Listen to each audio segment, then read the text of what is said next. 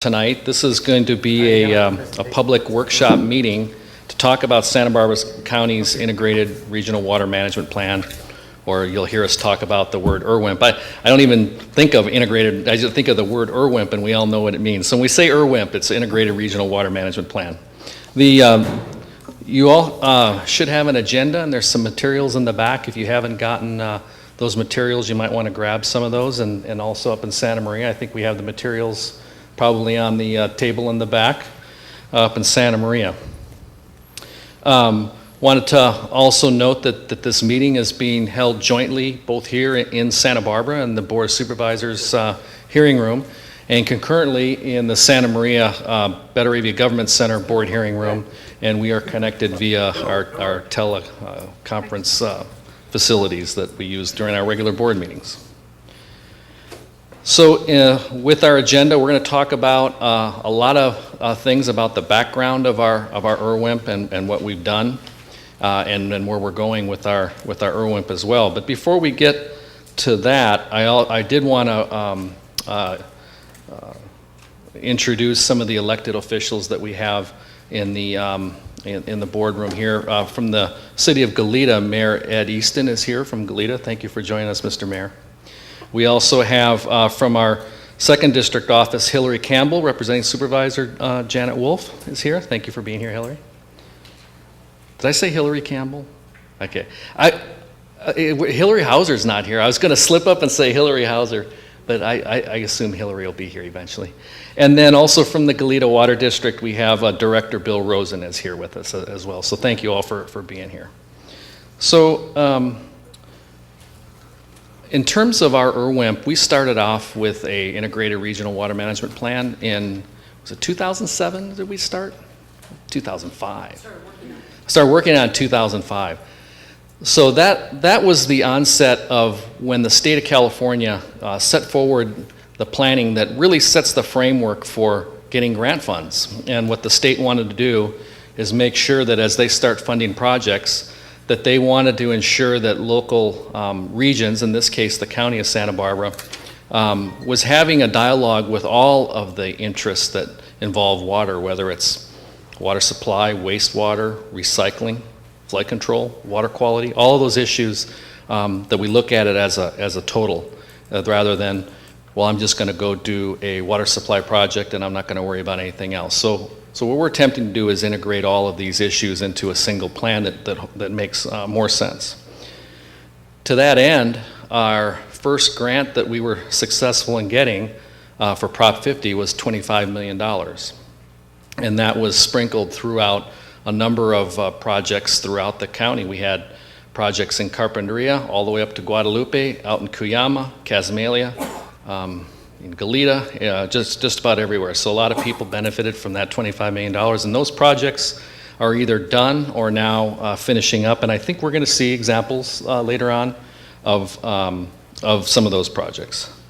So with the, I'll also say then a couple of months ago, or it might have been a year ago, we applied for a Prop 84 grant, the first round of Prop 84, which was approved by the voters, and received about a $3 million grant that also funded several projects throughout the county. So we've been successful in getting over $28 million to the local community for a lot of projects that are needed, many projects in disadvantaged communities that otherwise couldn't afford to do the projects that we were able to get through the IRWMP grants. So now we're focusing on an updated IRWMP in order to look down the road for future Prop 84 grants, and then possibly grants that go beyond Prop 84. So we started off this process last fall, more or less, and one of the items that we have in the many items is to have this workshop to not only show what we are doing, but to also take input from members of the public, and that's where you all come in, and thank you for being here. So I think with that, maybe turn it over to Matt, or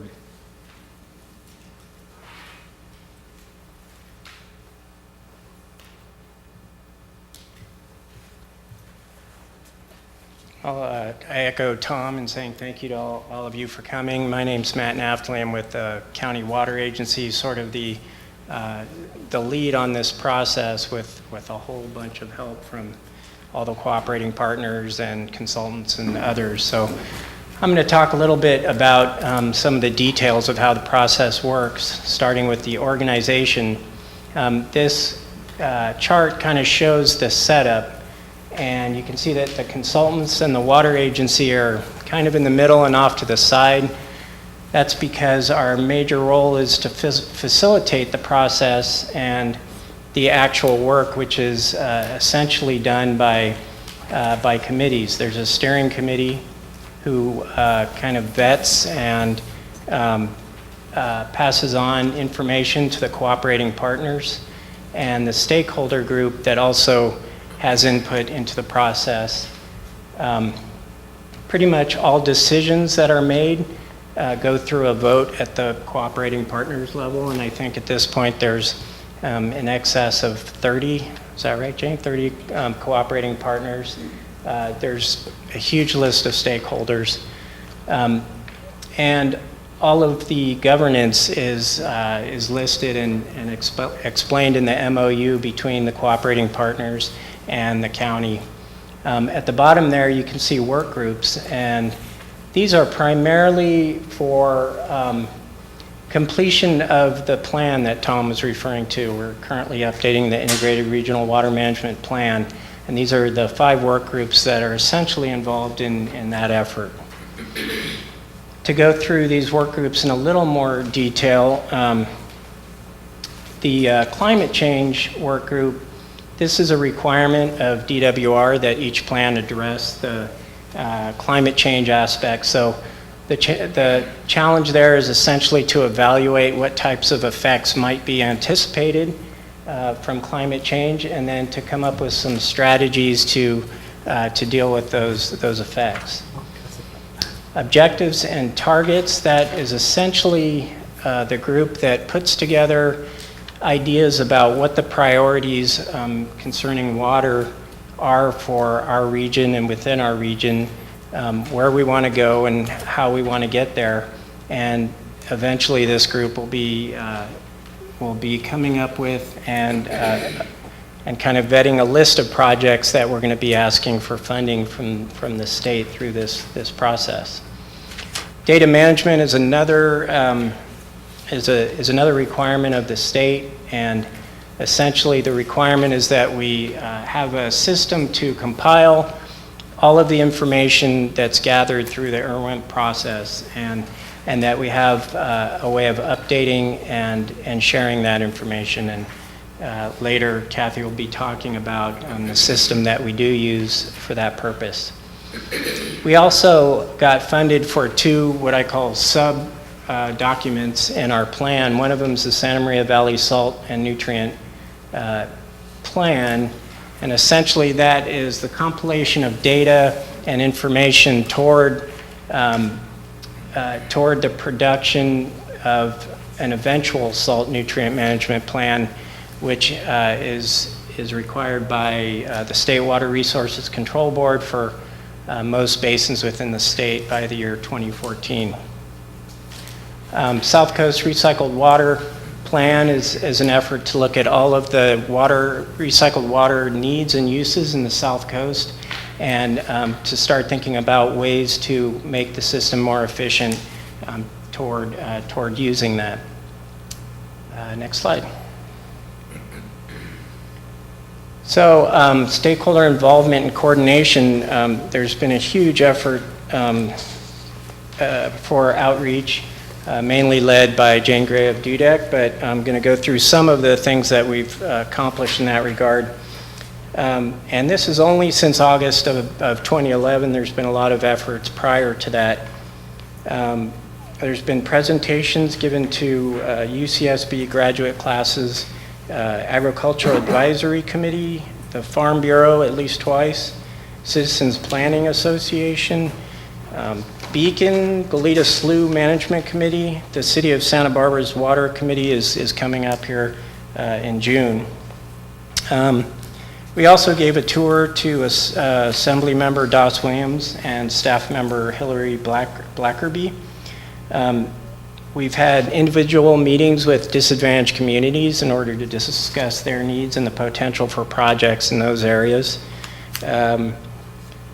We've targeted outreach to members of the agricultural community, including the industry and the individual growers. Communication and collaboration with the adjacent regions, such as Ventura and San Luis Obispo, and Lynn's here from Ventura. Individual meetings with agricultural interests in San Luis Obispo and Santa Barbara counties. Targeted outreach to the Chumash Band of Mission Indians in San Ynez.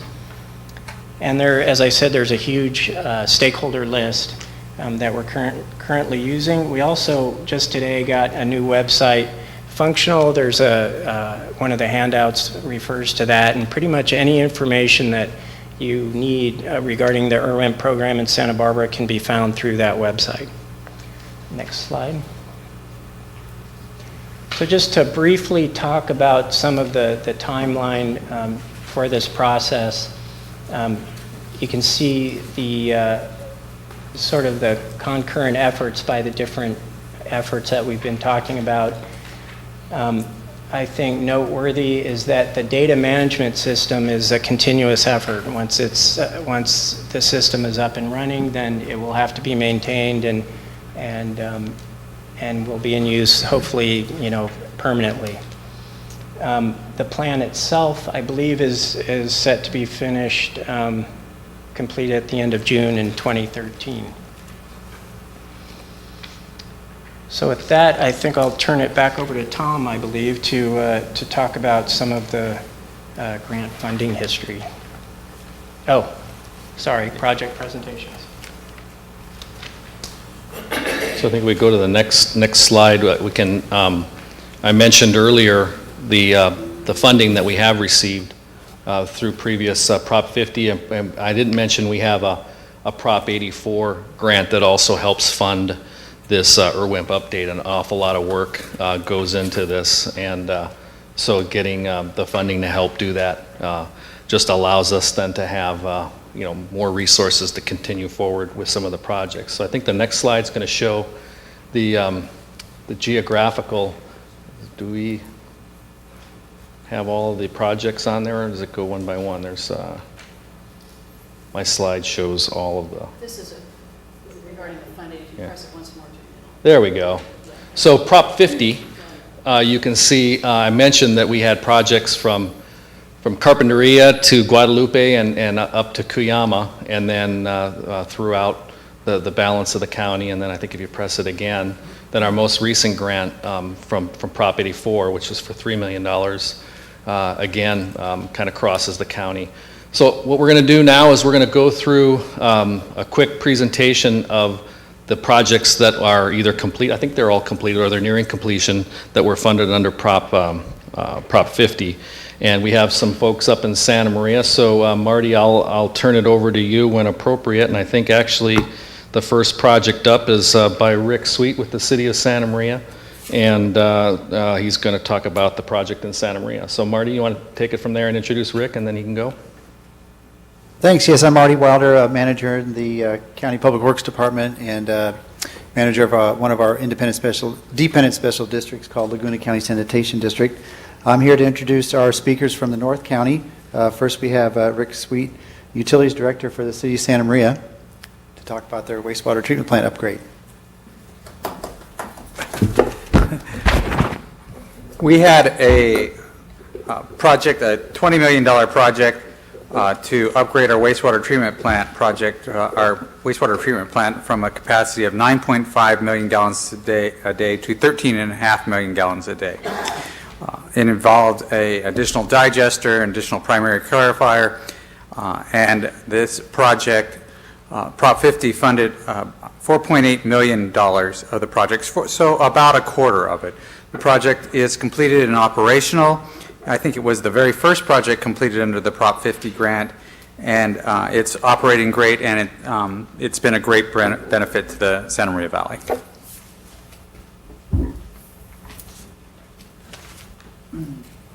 Our next speaker in the North County is Regan Candelaro with the City of Guadalupe to talk about their wastewater treatment plant upgrade.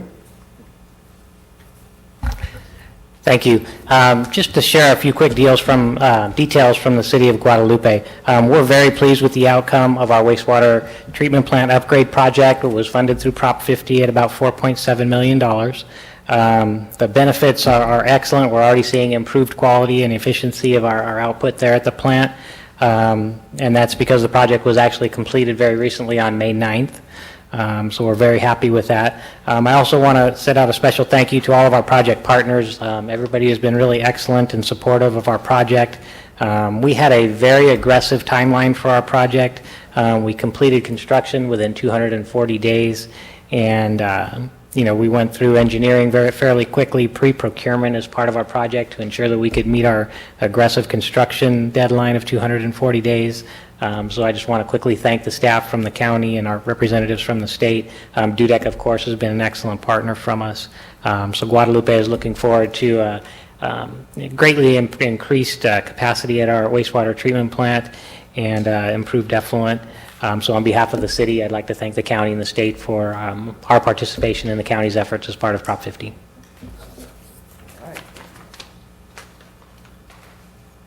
Next up, we have Joe Bargett, General Manager at Vandenberg Village Community Services District.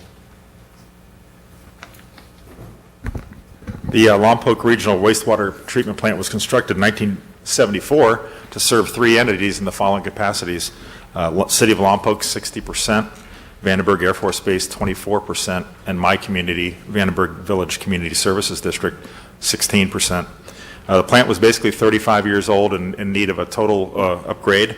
It was a $106 million project that was completed in 2009. Basically consisted of an overhaul, a complete overhaul of the plant. It added oxidation ditches and replaced chlorine disinfection with ultraviolet disinfection. There was an incidental increase in the capacity of the plant from 5 to 5.5 million gallons per day. Our share of the project of the regional plant of this upgrade was $16 million, so we're very grateful for the $4 million Prop 50 grant that the county and the other cooperating partners supported. We did have one of the larger matches pledged for any of the projects in Prop 50. We pledged a $10.85 million match, and our total match at the end of the project totaled about 11.5 million gallons, or $1 million. Thank you.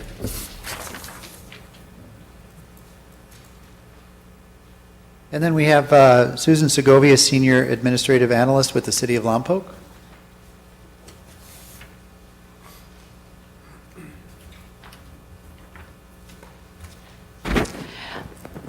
I'm going to discuss a regional project for the Lompoc Valley, and the purpose is for us to reduce Lompoc groundwater basin water through just an electronic leak detection audit, develop a 5-year plan for the repair and replacement of leaky water service lines, mains, valves, and then continue on a basin-wide basis to prioritize the replacement and repair of the largest leaks. We will begin next week. The audit begins on May 29th. We should be finished by the end of June, maximum time July of 2012. At that point, then we'll purchase equipment and work cooperatively. Thank you.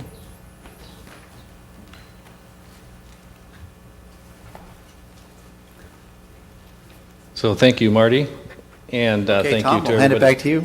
And thank you to everybody. Those are some great projects up in the North County. Look at the work that's being done. We're going to shift gears here now down to the South Coast, and a project that I've worked on personally for more years than I care to admit, and that is our Lower Mission Creek Flood Control Project, which was a federal Corps of Engineers project that started way back in the 60s.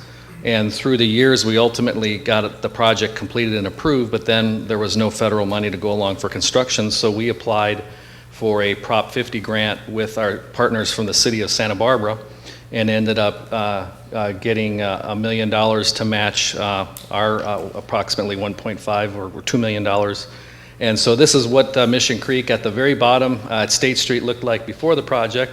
And then if you flip to the next screen, this is the completed project with a channel significantly widened architecturally treated walls, natural bottom, and that project now is complete as of earlier this spring. So a huge first step in Mission Creek. A lot of work to go on that, but Prop 50 helped us get out of the starting blocks. So the next project is Goleta Water District, and I believe President of the Board, Bill Rosen, will talk about that one. I guess this one, right? Well, Goleta is the largest South Coast Special District providing water service to approximately 87,000 residents. And IRWMP, I guess it is, and related infrastructure projects have supported the district's ability to provide reliable and cost-effective water service to its customers. The district received $400,000 in Prop 50 grant funding for rehabilitation of the San Ricardo well through the 2007 IRWMP planning process. San Ricardo had been out of service since 1992 and required extensive rehabilitation and upgrades before it could be reactivated. And once this project is complete, it'll be one of our 7 wells in the district's groundwater production system. San Ricardo is also a part of our aquifer storage and recovery program, which is an important component in the district's water management strategy. Prop 50 funding offset direct district costs and ratepayer expense while leveraging the district's ability to move forward with the more important initiative. It should be noted that we have invested $1,250,000 to complete the project. Thank you.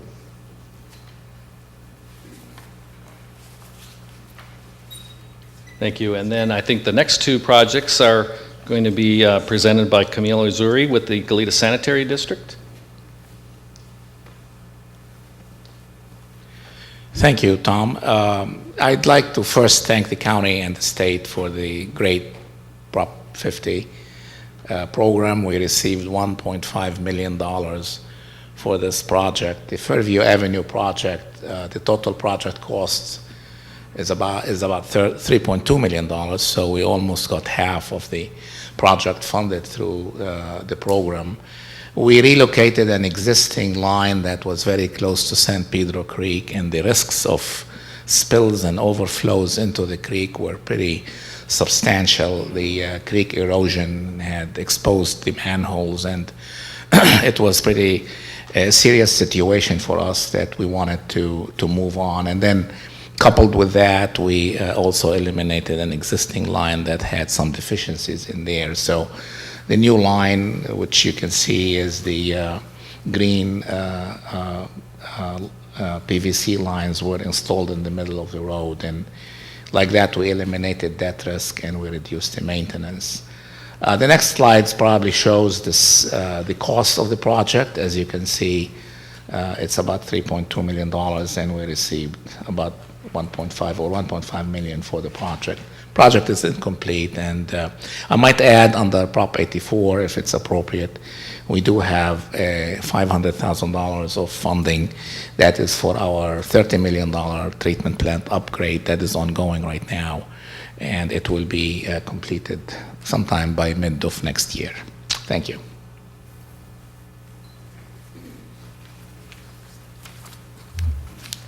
So at this time, I want to introduce Kathy Caldwell with RMC, who's heading up our, kind of keeping us all in line as we go forward with our 2013 IRWMP. So Kathy, you can take it from here. Which, by the way, before that, you notice the common theme here on all these projects? We can do this work. The missing component is money. And all these agencies can deliver if we get the money. Yes, speaking of money, you know, what are the levers? How do you get to that money? That is, of course, probably one of the most important parts of this program. There are other benefits to the IRWMP, as we say, program. That's the increased collaboration. It's across all sorts of jurisdictions, watershed, cross collaboration, political boundaries, agency boundaries. It breaks down the barriers. People are working together more often and collaborating, and so it's an exciting process, and there are long-term benefits to that. But to get to that money, The foundation of that is the plan that we're redoing. Back in 2007, we completed the first integrated regional water management plan. That effort, it was a 2-year effort almost. It started in 2005 and laid the foundation, and based on that plan that was accepted by DWR, we were able to apply both for the Prop 50 grants and the Prop 84 grants. And then in turn, we're able to apply for a planning grant that is funding the efforts we're doing now that I'm going to get into a little more detail about. That planning grant to our region was $500,000. So with that, we take this plan into some new territory. The key components are in this puzzle before you. It does feel like a puzzle to me often, and to everyone here. How does this all fit together? The glue is the stakeholder involvement and coordination, and that's why you all are here. You are all stakeholders of this process, and this is a wonderful opportunity to introduce you to the process. But what is inside the plan? There are 16 required components according to the 2010 guidelines issued by DWR. A lot of things, but the main things that you might be interested in is a recorded, documented effort to outreach to the stakeholders and get them involved in this, because it is all about the stakeholders and the needs. There are other parts, including objectives and targets. We go through a process that I'll elaborate on in a minute about identifying objectives and targets that you want to reach over the next 20 years. The new territory data management, Matt referred to that, but this will be the first time that we are not putting our projects on an Excel spreadsheet, but we actually will be gathering that data on a GIS-based system. You go on through the internet and put in your project data. More on that later also. There's a process required to review projects, and part of this, the new territory is salt and nutrient planning in the Santa Maria Valley. That's being led by Rob Almy and GEI, and is underway. And the second is the South Coast Recycled Water Planning effort, and we just had a meeting on that today. And that's going well also. There are other components, thanks Jane, to it also. We have to look at the impacts and the benefits of the projects that we select. We have to look at the overall plan. How are we going to see if it's performing up to standards, if we're reaching our targets? You have to be able to monitor and get and know you're getting the results that you said you would get. There's a finance and technical section. There's a governance section. The governance was that org chart that you saw that had the cooperating partners at the top with the county water agency doing the heavy lifting and representing the 30 cooperating partners. There is also more pronounced this time around is the land use component, and we'll be coordinating more with land use, which is really, really important also in climate change too. Go ahead, thank you. What's the process getting to the projects? How do we come up with these projects? You saw the projects presented from both Santa Maria, you saw, and Santa Barbara, the South Coast. You saw that map. You saw them distributed across the map. So how does that happen? How do we get to that? The first step we take is we identify the issues. What are the challenges, the problems, the issues in the region? And based on that, we have come up with, and do come up with, objectives. Those have been rejiggered for this time around. They're in a draft state. These are they.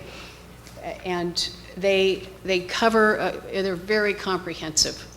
They include water supply, protecting and conserving, augmenting water supplies, the same for groundwater supplies.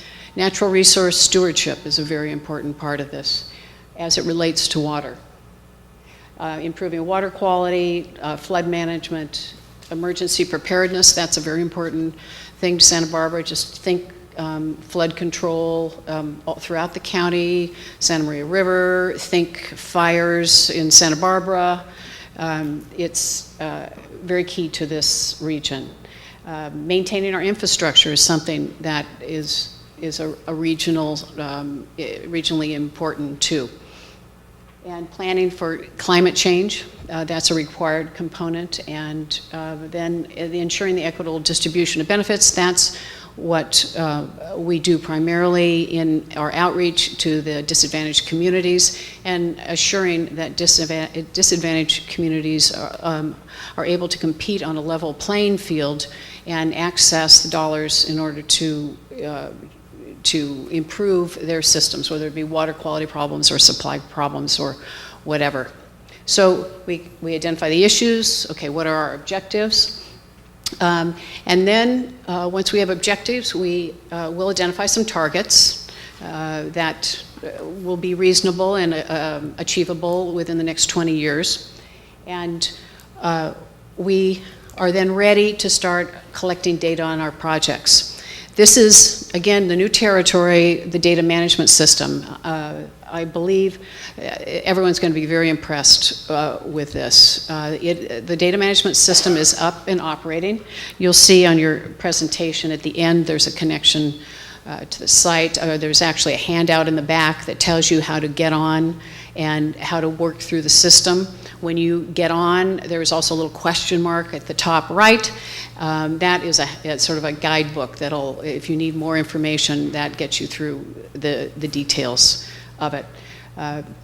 This will collect and store all the information on the projects. It's primarily a project information database, and anyone can enter projects. This is not restricted to agencies, and projects can be conceptual, or they can be ready to go, infrastructure projects or water quality projects. We want to encourage people to enter all projects into the database, even if it's just a glimmer in your eye. Put it down, because we cannot, if someday, say 5 years from now, that project is all of a sudden mature, it has to be on our list.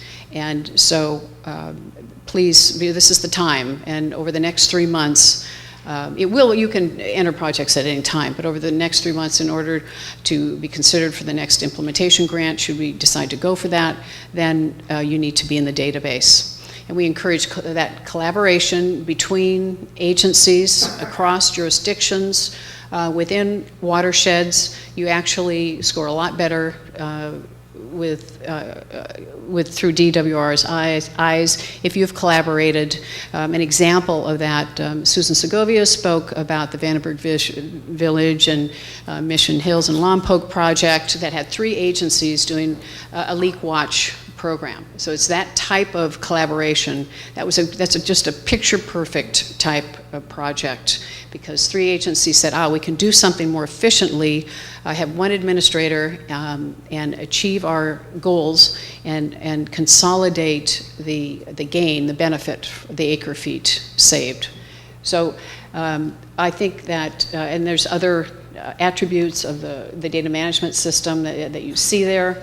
That's going to be a great benefit to the region. One more time. Yeah. Oh, too fast. In the event, yeah, go back maybe one, and then come through again. Yeah, there. And it should, there we go. Okay, this just types of projects, just to, people are talking, it gets boring, so let's look at some projects. These are the different types of projects. Now, mind you, the old system, the way it used to be, is, say 10 years ago, when you wanted a grant, you had a great project, you were doing it on your own, you were a water district or whatever, and you applied to the relevant agency, and there wasn't the collaboration across the boundaries. So now, this regional plan, you need to be a part of it, you need to be working with the other stakeholders within the region, and some great things can happen. In this process, there will be some criteria that we'll use to judge the projects. This is some of this will be very familiar to you. For those of you who have sought grants before, this particular program needs to meet projects need to meet multiple objectives and have multiple benefits. You need to have your project be part of an existing plan, your capital improvement project list, any planning document. needs to be technically feasible, and you have to prove that. You have to have a study that backs it up, or some mechanism to showing, yes, convince DWR and us that, yes, this, what you say you can achieve, you can achieve. Multiple entities get involved. Again, go back to my example of Lompoc. It needs to be linked to other projects if it can be. It doesn't have to be, but if you can. And one very important thing is that the benefits are higher than the costs. Not every project has to be that way, but the whole suite of projects that you submit needs to have a one-to-one ratio at least. So there can be projects that aren't quite as beneficial, but someone else needs to balance that out. Cost effective, of course. If your project helps a DAC, then you get extra consideration from that. That's a requirement from DWR. You need matching funds and helping achieve our targets. So that's sort of what we run through. We are guessing that we'll evaluate projects based on some of that criteria, and we'll end up dividing our project list perhaps into two different parts, and then have additional information that we gather and use to evaluate projects. In the end, you end up with a group of projects that make sense, that you think will score well and bring the money to the region that we so deserve. This is a DAC map. This is a DAC, Disadvantaged Community, sorry, acronym. Newly produced. DWR has a new website, and so what you see in orange, those are considered disadvantaged communities, and so that is under the state threshold of about $48,700 for household income. That's the mean average, and so that's what those areas are. And anytime you have a project within those areas, they will get extra consideration from this particular grant source. So what's coming up? For Prop 84, we had round one. That's what brought in the $3 million. There will be a round two that will commence towards the end of the year. We're gearing up for that and trying to evaluate if that makes sense. And what's available for the Central Coast funding area, which includes, there's 6 total regions in the funding area. It goes all the way up to Santa Cruz, Santa Cruz in the Monterey area, and San Luis Obispo and down to Santa Barbara. So there'll be about $8 million available next round and $20 million in round 3, and that's for the Central Coast area. And there's also stormwater, the Prop 1E, that's stormwater flood management funding, and that's going to happen even earlier. That will be probably from October to December that we'll be seeking those funds. There's $91 million that'll be let for that, with half of it going to projects that have a seismic benefit to them. So thank you for your time. Tom, I turn it back to you. Thank you, Kathy. So I think what we're going to do now is one of the important parts of this meeting is to take public comment. I think what we'll do is, Marty, if you can collect the comment slips up in Santa Maria for those who want to speak. And if you haven't filled out a slip and you want to speak, there on the back there, and you can hand them here to Jane. So we'll go ahead and start here while Marty collects up there. Tom, we do not have any public speaker request slips. Okay. So first up, we have Tim Robinson and Megan I'm sorry, from Kachuma Operations and Maintenance Board.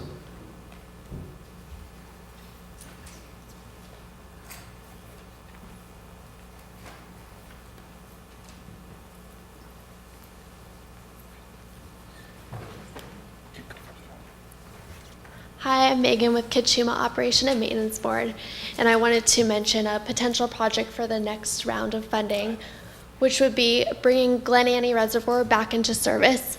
It was originally built as a 500 acre-foot reservoir, and in 1988, due to seismic regulations, it was brought down to 375 acre-feet, and then again in 2002 to 175 acre-feet. This project would benefit the entire South Coast, increasing capacity, reliability and efficiency, as well as potential flood control and fire prevention. Thank you. Hi, I'm Tim Robinson. I'm Senior Resource Scientist for the Kachuma Operation and Maintenance Board. I wanted to mention a couple of projects of interest that I think would fit really well with the IRWMP objectives.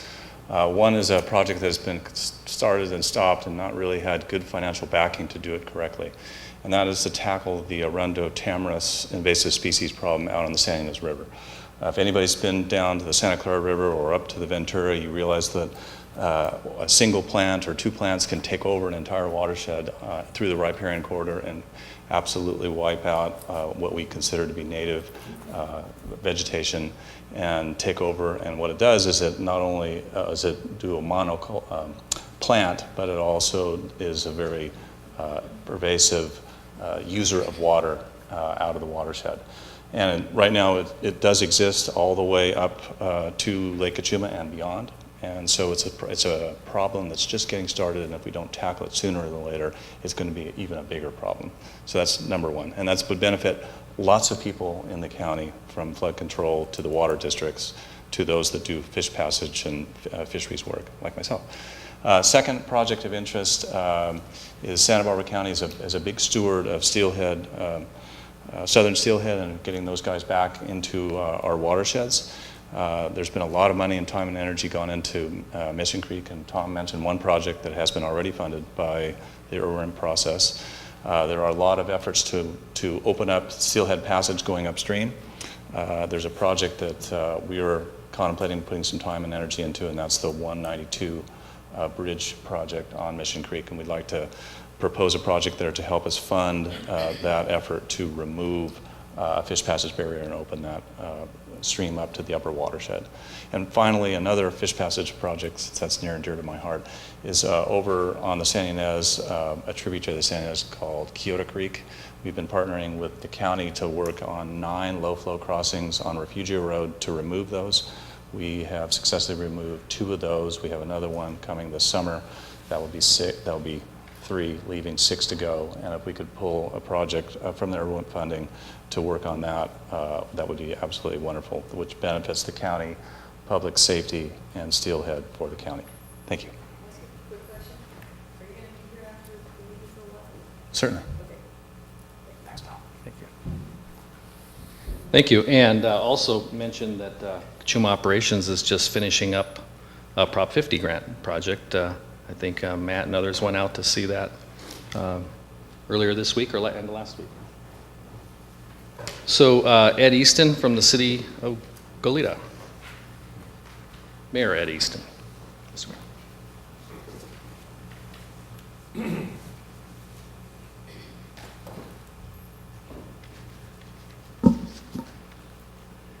My name is Ed Easton. I'm not here representing the city of Goleta, but on behalf of the city, I would like to thank the organization for its generous support in the past. We've benefited a great deal from, I don't want to try to pronounce that. You've funded us well. Let me take this off, because I'm speaking as a member of Beacon. I'm the delegate to Beacon from the city of Goleta, and we have a proposal for a small change grant. It's too small. Nobody pays any attention to it. But if we can reestablish kelp along the south coast, we will do a tremendous amount of benefit, both to the fish, both to the wildlife, the otters, the other creatures that live in kelp and produce such a tremendous benefit for all of us. In the 80s, what was a plentiful supply of kelp along the whole south coast, most of it was based on sand. Kelp has little, I don't remember what they're called, if I ever could pronounce it, little female and male things that float through the water, and when they find something hard, they sit on it and they produce a kelp plant. and that kelp plant grows at a rapid rate. The difficulty when all there is to sit on is sand is they get something hard, a little piece of shell, something like that, and they grow up 4 or 5 feet, and sooner or later the waves pull more on the kelp plant than the root can survive. And so it comes ashore. Now in the 80s, what was plentiful stopped. The kelp beds vanished in the storms, the El Nino storms, and they've never come back. Here in Santa Barbara County, one of the favorite parks had a kelp bed out in front of it, and it would seem from looking at aerial photographs that that kelp bed had a great deal to do with the fact that it was a wide beach, going all the way from UCSB to the outlet of Atascadero Creek. That wide beach is not there, and the Santa Barbara County is spending a great deal of money and is going to spend even more money to try to protect what's left of Goleta Park, as well as the utility lines that run behind it. But a pilot project in Goleta Bay of establishing permanent anchorages for kelp is a potential solution to part of the problem. Kelp does not stop storm waves. They're too big, they're too strong, they pull it up. But what it does do is it slows down the currents that regularly move sand and move sand to the east all along the south coast. So if we can slow down that sand river and let the places that normally accumulate it when the currents aren't high, we will have wider beaches. And perhaps we can even avoid some of the pickup sand, take it back upstream, dump it, and then catch it when it comes down again and move it back up again, which wastes the hell out of money that the taxpayers spend and don't expect to have wasted.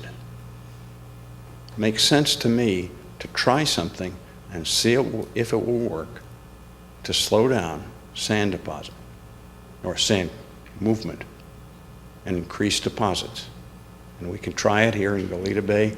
The research has been done, and if I can get as many emails as you want to give me, I will have an updated copy of this study. It's called The Biological Approach to the Goleta Beach Erosion Problem. I will have this sent to them. And Mr. Gerald Kamadi, who represents Beacon here and is, I suspect, here fairly regularly, can answer more questions than I can.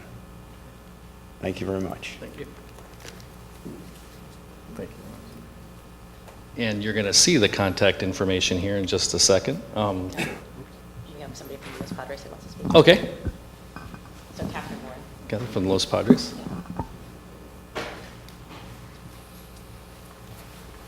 Hi there. I think you probably saw the handouts in the back. Yes? Did you get anybody grab these? I see one head. Is anybody out there? Okay. Well, if you didn't, you can get on the way out. This is, it kind of ties into what I can't remember your name was, the Tamarisk and Santa Ynez. Of course, being with the Forest Service, we are federal agency. We're in charge of the public lands, not county or state or private. So if you go onto this website, in the back you'll see it's a Tamarisk Removal Project, and what we're doing is we looked in basically the locations in the counties, and it has the different watersheds where there is current tamarisk, and we're going to be removing that. It's a full forest-wide effort with an EIS that we are in the process of writing right now. This project was scoped the public, and I don't know if you know how the NEPA process works, National Environmental Policy Act, but basically on this little handout, there's a schedule of proposed actions link, and if you go on that link, you can see all the projects that the forest does, and it's updated quarterly. One of those projects is the Tamarisk Removal Project, and the second link that's on this handout shows you where there's some maps And that second link is the same link that's in this web browser URL at the top, and you'll come up with this page, and it shows you what maps you can click on to see where the removal is going to be. So anyway, that's a project that's ongoing, and we are partnering with the IRWMP group as a cooperator. So now I know where to go go to the Opti program and type in some projects there. So if you have any questions, I'll be hovering around in the back, and I'd love to talk to you more. So thank you. Any questions?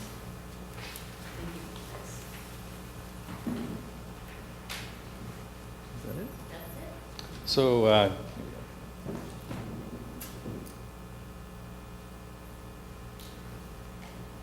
I want to thank everybody for joining us this evening, and to our partners in Santa Maria and as well as down here. Thank you all for making the Prop 50 and now into Prop 84 successful. I think staff here, Kathy, Matt, and I will hang around. If there are any other questions, we'd be happy to talk with you. We do have the contact information for some of the folks involved, and so if you want to send email comments or something strikes you after the meeting and you want to send that information in, you can email us at that. And unless there's anything more in Santa Maria, Marty, or are you good up there? I think we're actually going to read a public comment that came in. We're good, thanks, Tom. Okay, there's a public comment that you're going to read that came in? Okay. Yeah, are you going to do that? So we received a public comment through the Heal the Ocean process. Hillary was kind enough to send out our public workshop notice far and wide, and so I will just read this into the record. So it says, please discuss the benefits of ozonating public water in Santa Barbara instead of chlorination. My city looked into it 4 years ago, and now we will have an ozonated public water system in 2016. This helps the health of every citizen to have daily dose of to not have a daily dose of toxic chlorine in your drinking water or shower, Lake Oswego, Oregon. So.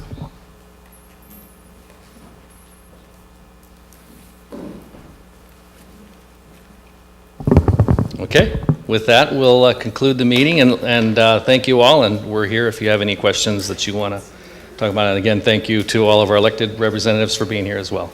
Thank you. And thank you to our Channel 20 government access folks for hosting our meeting and doing the teleconferencing up to Santa Maria for us. Thank you very much, Lyle.